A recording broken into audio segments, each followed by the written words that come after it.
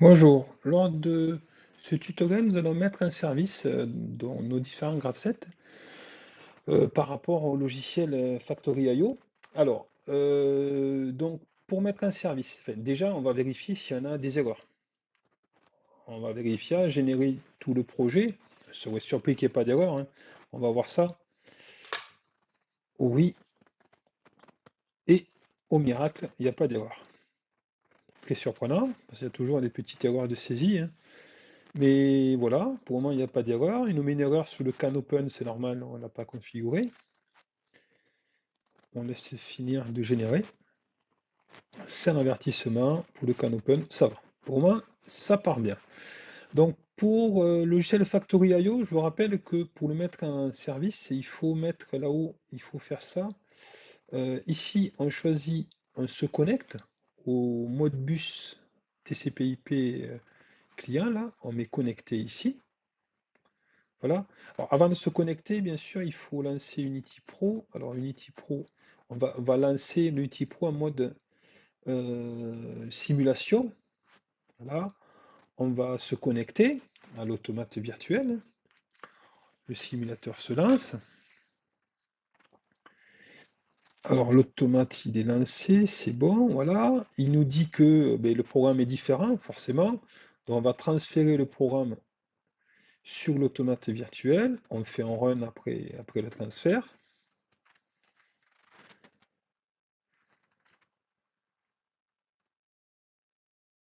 Ouais, c'est bon. OK. L'automate est en run. On vérifie de notre côté ici, il n'a pas pris. On se connecte, il se met vert, c'est bien. Voilà. Et notre logiciel, là, on va lancer Factory.io. C'est parti. Alors, on va voir, on va lancer un démarrage. On va faire, ouais, on va vérifier. On appuie sur le bouton marche et rien ne se passe. Ça aurait été trop beau, hein. Alors, peut-être que l'arrêt d'urgence est enclenché et déverrouillé. On appuie sur marche, ça fonctionne pas, ça aurait été trop beau que ça marche au premier coup. Donc, qu'est-ce qui se passe? Ici, étape 0, oui. Qu'est-ce qu'on a fait? On va voir si on va appuyer. Est-ce que ici, conditions initiales, est-ce que sont vraies? Conditions initiales ici. Ah, oula, qu'est-ce qui donc conditions initiales sont bonnes. Ah, c'était affiché. Donc c'est init. Euh, ici on a édité X1. C'est recette de conduite, je voulais voir. Ici, DCREC. Est-ce que DCREC il fonctionne bien? C'est ce qu'on va voir. Alors, il faudrait deux fenêtres. On appuie ici. Est-ce que DCREC est appuyé? Non, il marche, fonctionne pas. Non, DCREC, voilà pourquoi ça se lance pas. Alors, pourquoi il se lance pas? Mode bus, il est bien mis. DCREC, il est bien là. Oui, c'est normal. Alors c'est normal, c'est parce que là, moi, j'ai programmé mes entrées ici. Oh, ça tombe très bien, hein. Ici, j'ai programmé mes entrées sous le vrai automate. Ouais.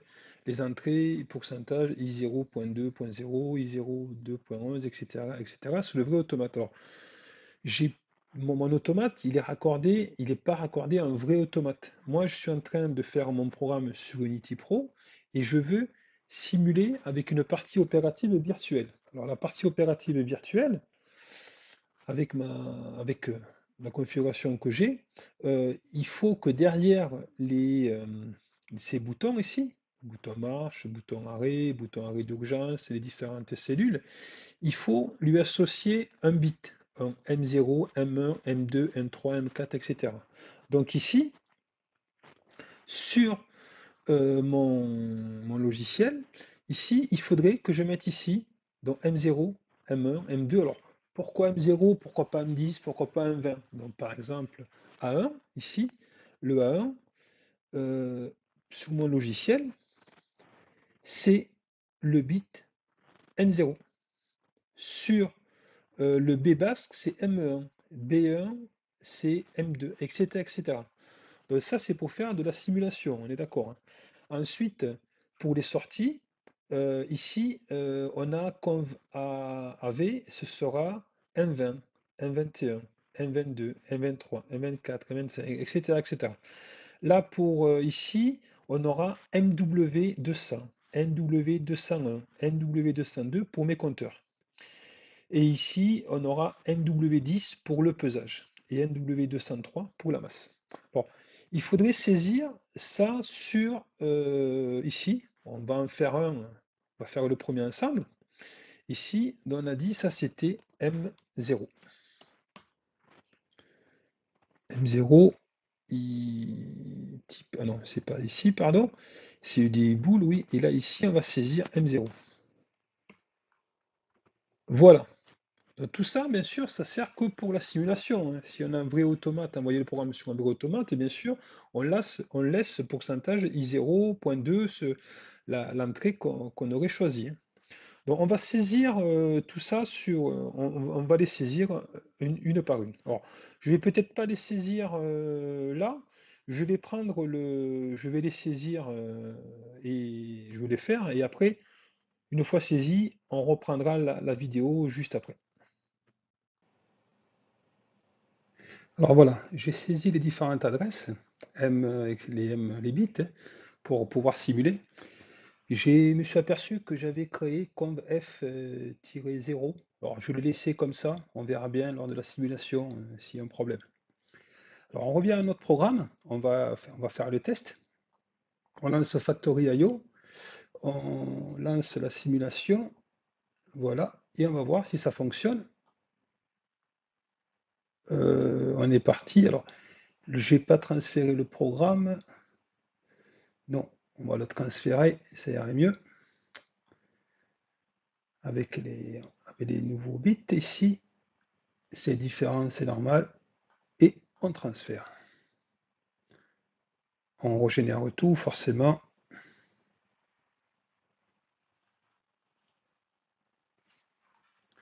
OK.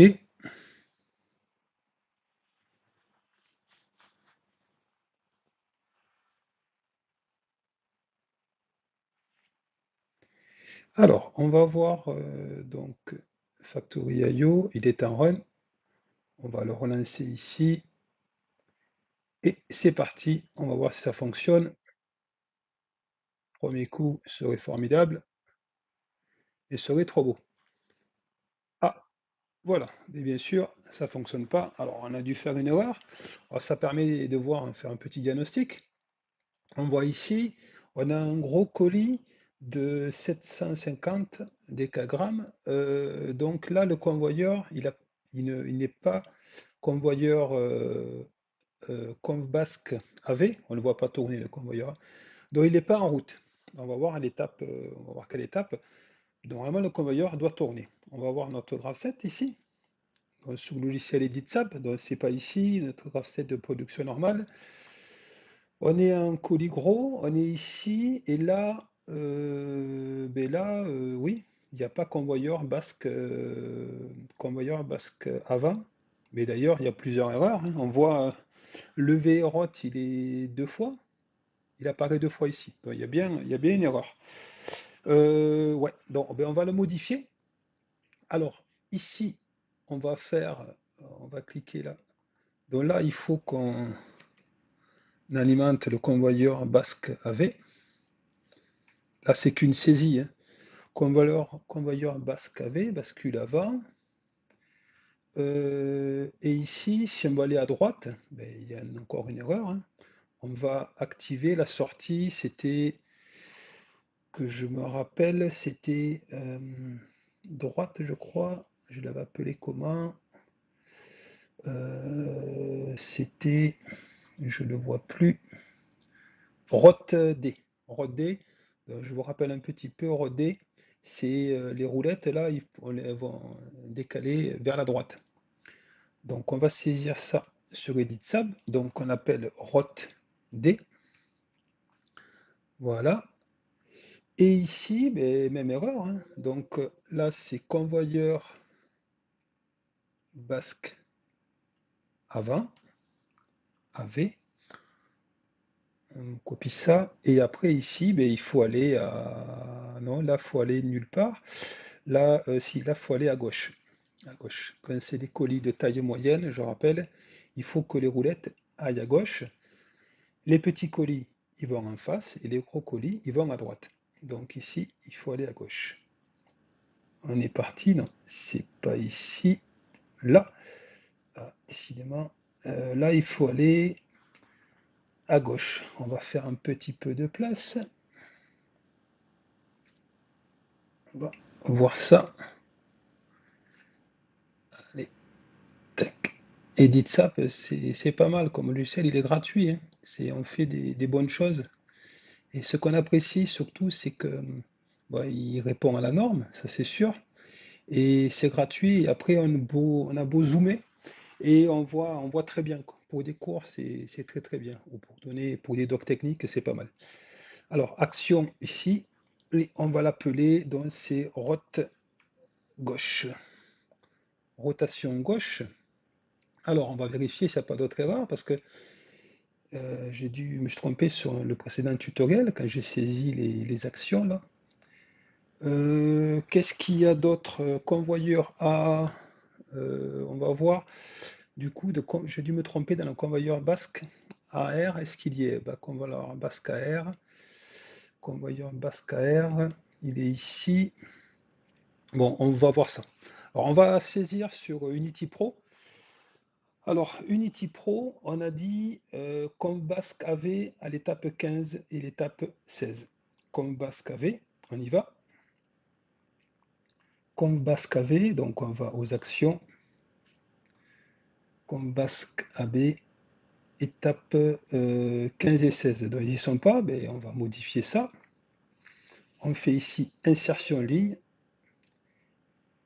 Et on rajoute une autre ligne pour l'étape 15 et 16. Ici, on saisit x15.x, .x, et ici,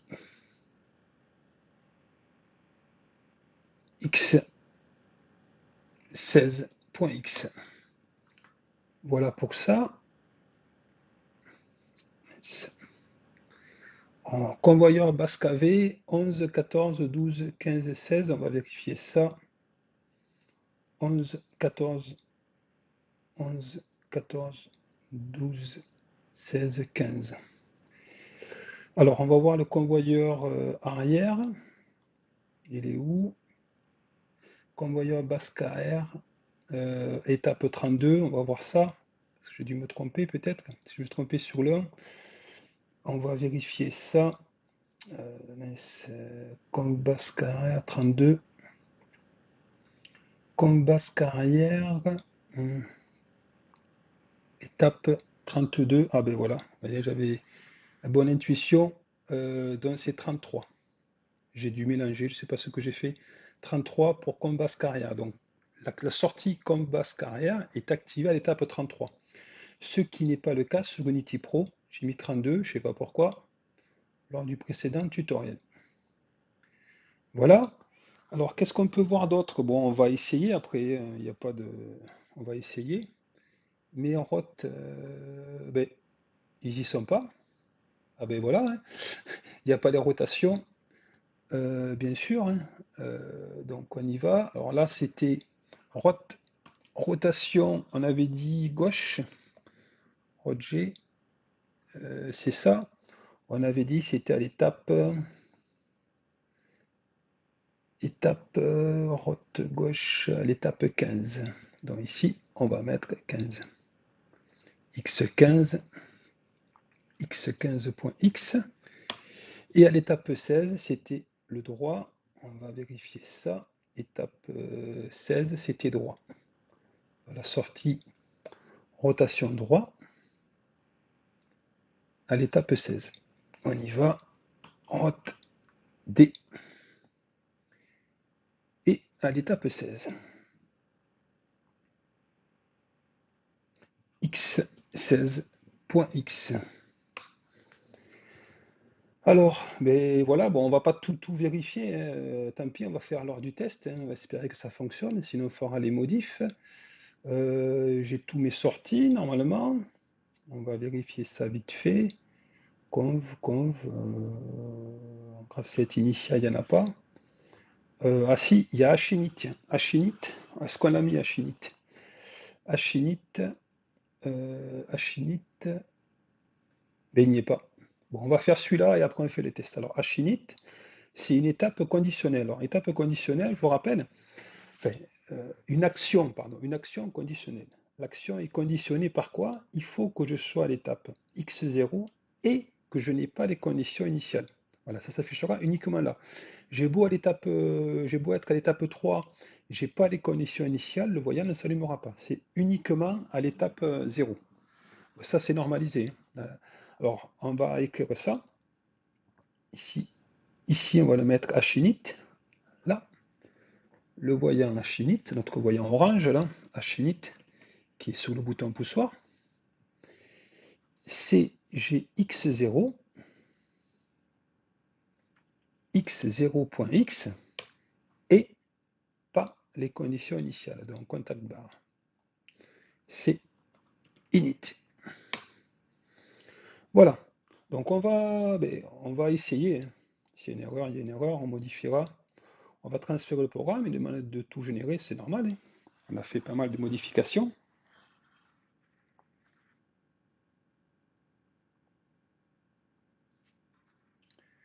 OK.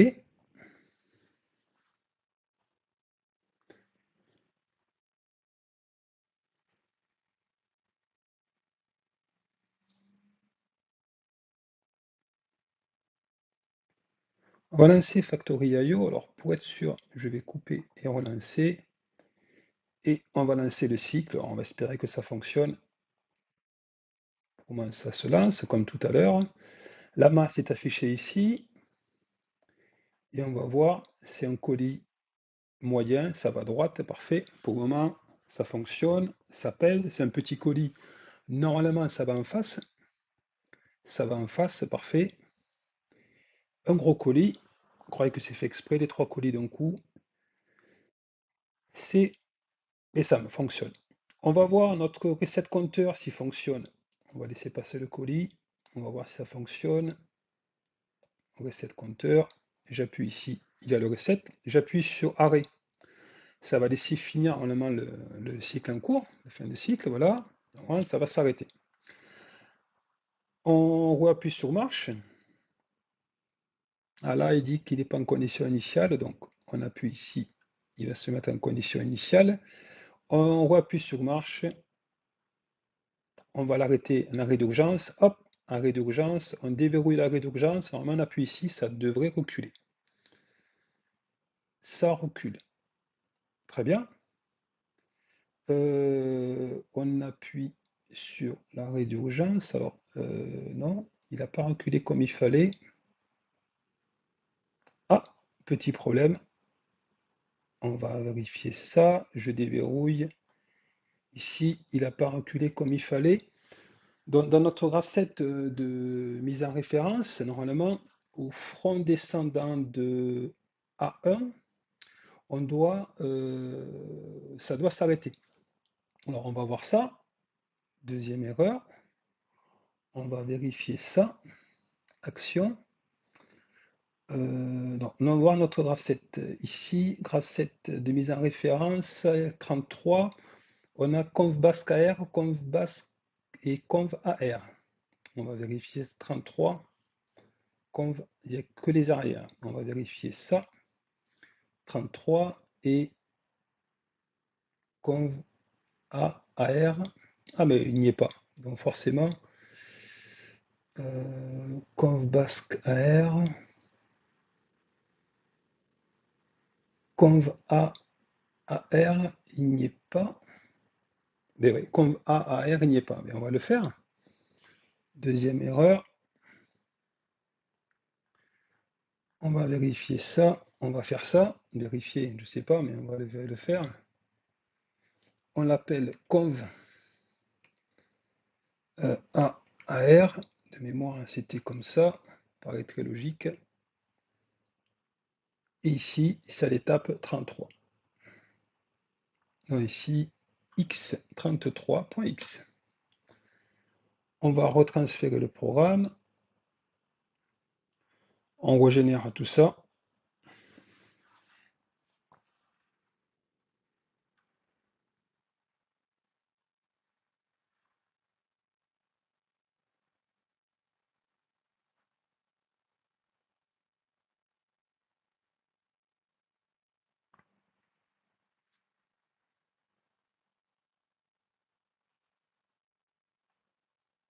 Allez, alors on est parti, on va tout couper, on va relancer. On appuie sur DCY. C'est que les conditions initiales qui lui posaient problème. On appuie sur l'arrêt d'urgence, là, le voyant s'allume, on appuie ici sur Init, ça recule, et au front descendant de A, ça revient. C'est bon, on appuie, on réappuie. Ici, on lance, on va voir ça. Je vais appuyer ici sur l'arrêt d'urgence, non, on n'est pas, c'est pas bon. Il faudrait qu'il soit sous le faisceau, hein. Là, ça va lancer le cycle normalement. On va faire pour celui-là, l'arrêt d'urgence. Ici, le faisceau il est coupé, normalement, il n'y a pas les connexions initiales, c'est bon. On appuie ici, les convoyeurs doivent avancer, évacuer le colis. On va vérifier ça. Ah, je n'ai pas déverrouillé l'arrêt d'urgence et ça avance. Donc notre RAV7, il est bien, hein. Il y a eu quelques erreurs. Ça a permis de voir les petites modifications. Donc voilà pour ce tutoriel. Donc maintenant, le prochain tutoriel, on va un petit peu, au lieu d'afficher la masse directement en décagramme, on va afficher la masse en kilogrammes.